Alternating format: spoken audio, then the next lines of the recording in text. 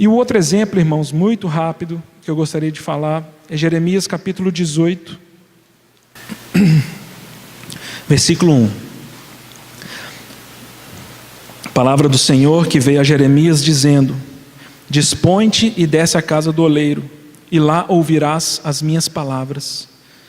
E aí o Senhor começa a falar, dizendo: desci à casa do oleiro, e eis que ele estava entregue à sua obra sobre as rodas, como o vaso que o oleiro fazia de barro se lhe estragou na mão, tornou a fazer dele outro vaso, segundo bem lhe pareceu.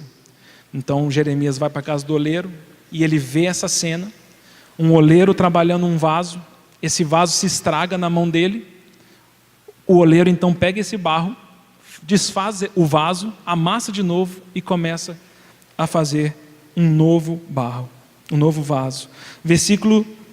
Aí então vem a palavra do Senhor, versículo 5, versículo 6, não poderei eu fazer de vós como fez este oleiro, ó casa de Israel, diz o Senhor, eis que, como barro na mão do oleiro, assim sois vós na minha mão, ó casa de Israel.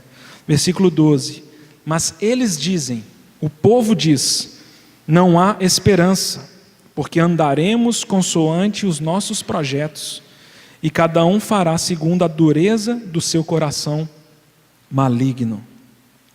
Então versículo 1 do capítulo 19, assim diz o Senhor, vai, compra uma botija de oleiro e leva contigo alguns dos anciãos do povo e dos anciãos dos sacerdotes.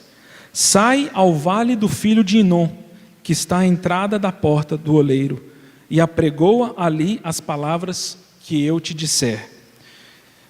Versículo 10. Então quebrarás a botija à vista dos homens que foram contigo, e lhes dirás, assim diz o Senhor dos Exércitos, deste modo quebrarei eu este povo e esta cidade, como se quebra o vaso do oleiro que não pode mais refazer-se. A segunda coisa que eu queria colocar para os irmãos considerarem, nesse desafio que nós temos de como nós devemos viver nessa terra, como nós devemos responder ao Senhor no nosso cotidiano.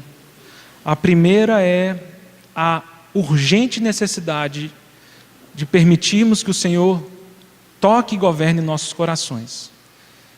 A urgente necessidade dele santificar nossas vontades, nossos pensamentos, nossos valores.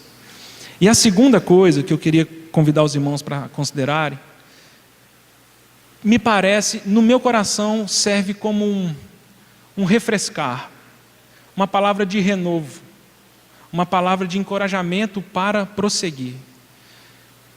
Porque se os irmãos separarem aqui o que acontece aqui quando Jeremias capítulo 18 está dizendo para o povo, é que a crítica do Senhor ao povo ali em Jerusalém não era o fato do vaso ser lindo, perfeito e maravilhoso. O Senhor não critica o seu povo pelo fato deles não serem perfeitos. A crítica do Senhor a eles é o endurecimento que não permite o Senhor trabalhar. Então, quando Jeremias vai para a casa do oleiro, ele vê essa cena de um vaso que se estraga, mas que o oleiro não o desampara e não o esquece. O oleiro continua querendo trabalhar esse vaso. O problema de Israel é que Israel se endureceu de tal forma que ele falava, Senhor Deus, em mim o Senhor não toca. Eu vou fazer as coisas do meu jeito. E aí o Senhor leva Jeremias, no capítulo 19, leva Jeremias, pega um vaso, leva ele lá no vale dos filhos de Inom e manda quebrar esse vaso. E o Senhor fala, é isso que eu faço com as pessoas que não permitem que eu trabalhe sobre elas. Um vaso que não é possível mais ser refeito, e ele foi feito mal feito, ele tem que ser quebrado e jogado fora. Penso eu que existe uma aplicação muito bonita, uma figura muito bonita aqui em Jeremias 19, porque o Senhor envia Jeremias lá no Vale dos Filhos de Nom. Os irmãos lembram, o Vale dos Filhos de Nom, ele ficou muito conhecido em Israel, porque foi o local que os israelitas e depois os judeus escolheram para oferecer sacrifícios a Moloque, o Deus que exigia vida de crianças.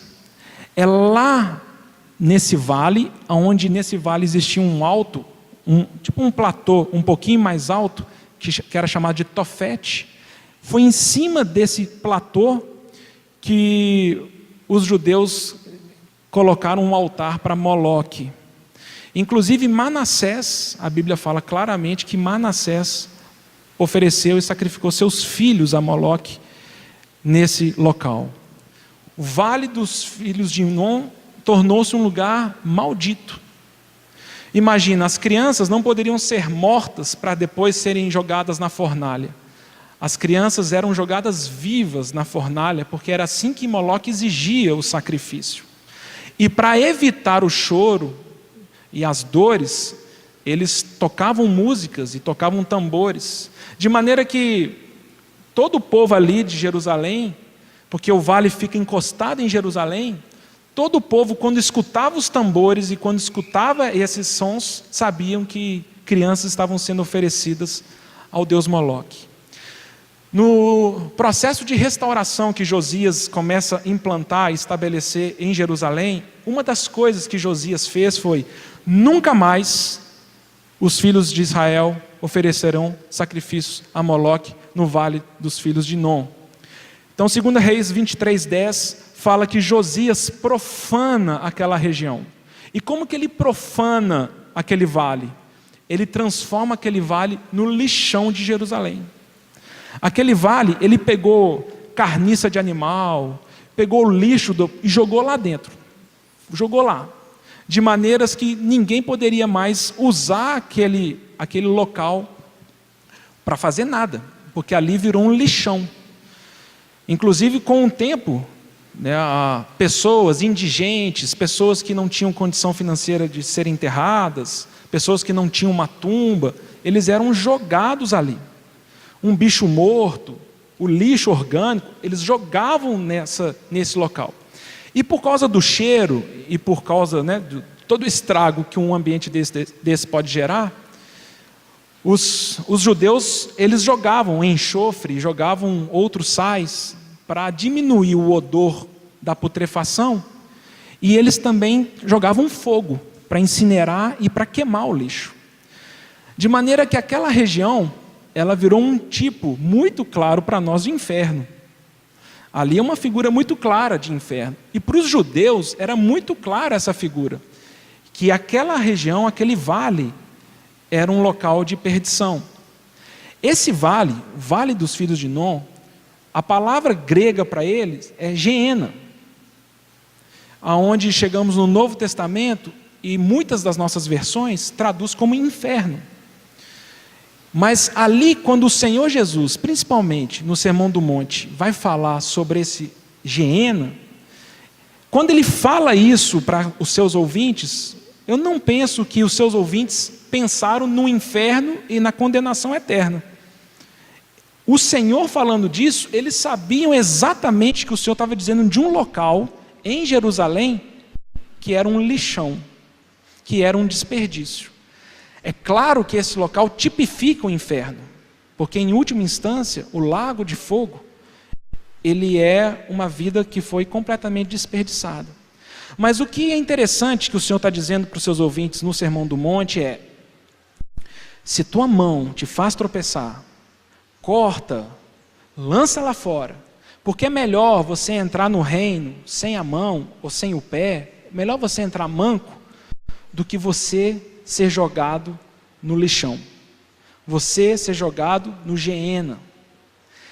O judeu tinha muito claro isso, porque quem era jogado ali eram as pessoas desperdiçadas, era o lixo, era aquilo que não se aproveitava, aquilo que não fazia mais sentido ter, aquilo que ninguém mais queria. Penso eu, irmãos, que o Senhor está mostrando aqui, através de Jeremias 19, e o que Ele quer falar para mim e para você é: se você não permitir que eu trabalhe a sua vida, se você, como o barro, não se sujeitar às mãos do oleiro, você terá uma vida desperdiçada. A sua vida é uma vida que cai no lixo, é uma vida jogada fora. Se o Senhor não nos ensinar a contar nossos dias, se nós não nos consagrarmos ao Senhor, nossa vida não terá valor para o reino dele.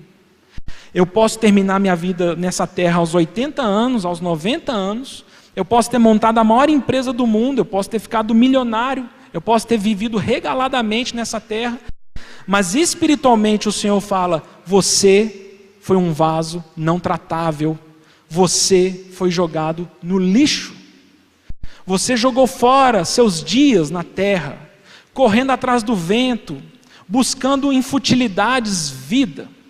E é interessante essa comparação, porque um oleiro, quando vai moldar o barro, o que ele faz? Ele joga água no barro para amolecer o barro, para formá-lo da forma que ele quer.